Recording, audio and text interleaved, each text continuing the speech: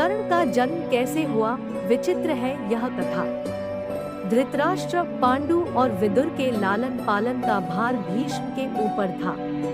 तीनों पुत्र बड़े होने पर विद्याध्ययन के लिए भेजे गए। धृतराष्ट्र बल विद्या में, पांडु धनुर्विद्या में तथा विदुर धर्म और नीति में निपुण हुए। युवा होने पर धृतराष्ट्र अंधे होने के कारण राज्य के उत्तराधिकारी न बन सके।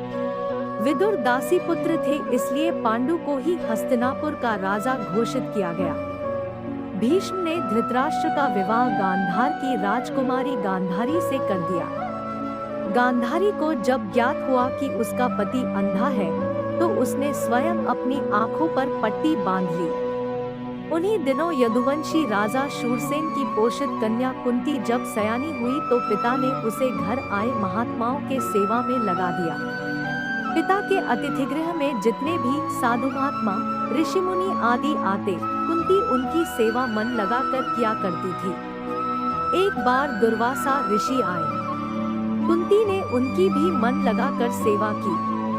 कुंती की सेवा से प्रसन्न होकर दुर्वासा ऋषि ने कहा, पुत्री, मैं तुम्हारी सेवा से अत्यंत प्रसन्न हुआ। अतः तुझे एक ऐसा मंत्र देता हूँ जिसके प्रयोग से तू जिस देवता का स्मरण करेगी वह तत्काल तेरे समक्ष प्रकट होकर तेरी मनोकामना पूर्ण करेगा। इस प्रकार दुर्वासा ऋषि कुंती को मंत्र प्रदान करके चले गए। एक दिन कुंती ने उस मंत्र की सत्यता की जांच करने के लिए एकांत स्थान पर बैठकर उस मंत्र का जाप कर सूर्यदेव का स्मरण किया।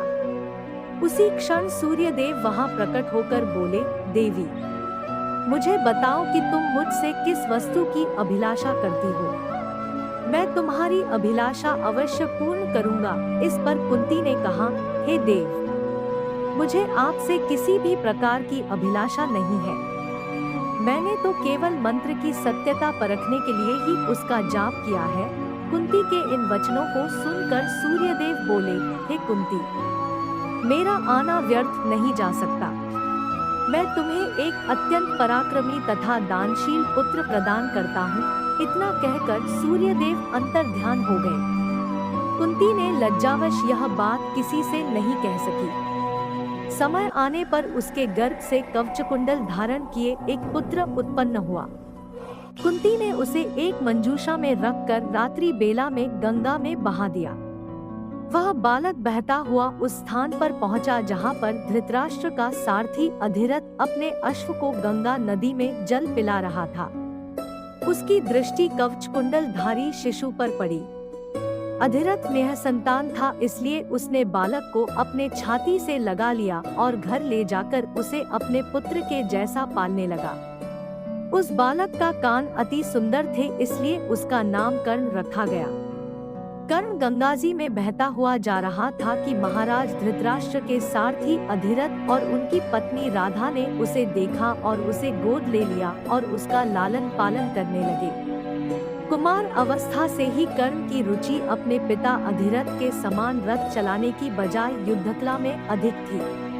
कर्ण और उसके पिता अधिरथ आचार्य द्रोण से मिले, जो कि उस समय युद्धकला के सर्वश्रेष्ठ आचार्यों में से एक थे।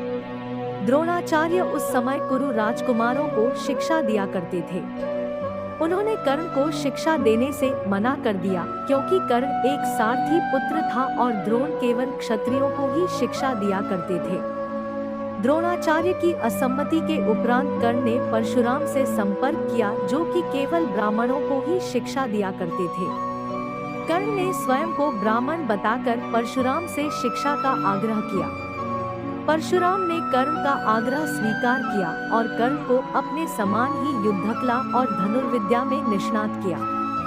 कर्ण को उसके गुरु परशुराम और पृथ्वी माता से श्राप मिला था। कर्ण की शिक्षा अपने अंतिम चरण पर थी।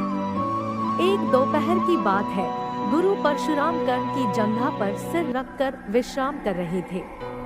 कुछ देर बाद कहीं से एक बिच्छू आया और उसकी दूसरी जंघा पर काट कर घाव बनाने लगा। गुरु का विश्राम भंग ना हो, इसलिए कर्ण बिच्छू को दूर ना हटाकर उसके डंक को सहता रहा। कुछ देर में गुरुजी की निद्रा टूटी और उन्होंने देखा कि कर्ण की जांघ से बहुत रक्त बह रहा है। उन्होंने कहा कि केवल किसी क्षत्रिय में ही इतनी सहनशीलता हो सकती है कि वह बिच्छू डंक को सह ले, ना कि किसी ब्राह्मण में। और परशुराम जी ने उसे मिथ्या भाषण के कारण श्राप दिया कि जब भी कर्ण को उनकी दी हुई शिक्षा की सर्वाधिक आवश्यकता होगी, उस दिन वह उसके काम नहीं आएगी। कर्ण, जो कि स्वयं ये नहीं जानता था कि वह किस वंश से है, ने अपने गुरु से क्षमा मांगी और कहा कि उसके स्थान पर यदि कोई और शिष्य भी होता तो वो भी यही करता। यद्यपि कर्ण को क्रोधवश श्राप देने पर उन्हें ग्लानि हुई, पर वे अपना श्राप वापस नहीं ले सकते थे। तब उन्होंने कर्ण को अपना विजय नामक धनुष प्रदान किया और उसे ये आशीर्वाद दिया कि उसे वह वस्तु मिलेगी जिसे वह सर्वाधिक चाहता है, अमिट प्रसिद्धि। कुछ लोक कथाओं में माना जाता है कि बिच्छू के रूप में स्वयं इंद्र थे, जो उसकी वास्तविक क्षत्रिय पहचान को उजागर करना चाहते थे। परशुराम जी के आश्रम से जाने के पश्चात कर्ण कुछ समय तक भटकता रहा। इस दौरान वह शब्दभेदी विद्या सीख रहा था। अभ्यास के दौरान उसने एक गाय के बछड़े को कोई वन्य पशु समझ लिया और उस पर शब्दभेदी बाण चला दिया और बछड़ा मारा गया। तब उस गाय के स्वामी ब्राह्मण ने कर्ण को श्राप दिया कि जिस प्रकार उसने एक असहाय पशु को मारा है, वैसे ही एक दिन वह भी मारा जाएगा, जब वह सबसे अधिक असहाय होगा और जब उसका सारा ध्यान अपने शत्रु से कहीं अलग किसी और काम पर होगा। इस प्रकार कर्ण परशुराम का एक अत्यंत परिश्रमी और निपुण शिष्य बना। कर्ण दुर्योधन के आश्रय में रहता था। गुरु द्रोणाचार्य ने अपने शिष्यों की शिक्षा पूरी होने पर हस्तिनापुर में एक रंगभूमि का आयोजन करवाया। रंगभूमि में अर्जुन विशेष धनुर्विद्या युक्त शिष्य प्रमाणित हुआ। तभी कर्ण रंगभूमि में आया और अर्जुन द्वारा किए गए करतबों को पार करके उसे द्वंद्व युद्ध के लिए ललकारा। तब कृपाचार्य ने कर्ण के द्वंद्व युद्ध को अस्वीकृत कर दिया और उससे उसके वंश और साम्राज्य के विषय में पूछा, क्योंकि द्वंद्व युद्ध के नियमों के अनुसार केवल एक राजकुमार ही अर्जुन को, जो हस्तिनापुर का राजकुमार था, द्वंद्व युद्ध के लिए ललकार सकता था। तब कौरवों में सबसे ज्येष्ठ दुर्योधन ने कर्ण को अंगराज घोषित किया, जिससे वह अर्जुन से द्वंद्व युद्ध के योग्य हो जाए। जब कर्ण ने दुर्योधन से पूछा कि वह उससे इसके बदले में क्या चाहता है, तब दुर्योधन ने कहा कि वह केवल ये चाहता है कि कर्ण उसका मित्र बन जाए। इस घटना के बाद महाभारत के कुछ मुख्य संबंध स्थापित हुए, जैसे दुर्योधन और कर्ण के बीच सुदृढ़ संबंध बने, कर्ण और अर्जुन के बीच तीव्र प्रतिद्वंद्विता और पांडवों तथा कर्ण के बीच वैमनस्य। कर्ण दुर्योधन का एक निष्ठावान और सच्चा मित्र था। यद्यपि वह बाद में दुर्योधन को खुश करने के लिए द्यूत क्रीड़ा में भागीदारी करता है, लेकिन वह आरंभ से ही इसके विरुद्ध था। कर्ण शकुनी को पसंद नहीं करता था और सदैव दुर्योधन को यही परामर्श देता कि वह अपने शत्रुओं को परास्त करने के लिए अपने युद्ध कौशल और बाहुबल का प्रयोग करे, ना कि कुटिल चालों का। जब लाक्षागृह में पांडवों को मारने का प्रयास विफल हो जाता है, तब कर्ण दुर्योधन को उसकी कायरता के लिए डांटता है और कहता है कि कायरों की सभी चालें विफल ही होती है, और उसे समझाता है कि उसे एक योद्धा के समान कार्य करना चाहिए और उसे जो कुछ भी प्राप्त करना है, उसे अपनी वीरता द्वारा प्राप्त करे। चित्रांगद की राजकुमारी से विवाह करने में भी कर्ण ने दुर्योधन की सहायता की थी।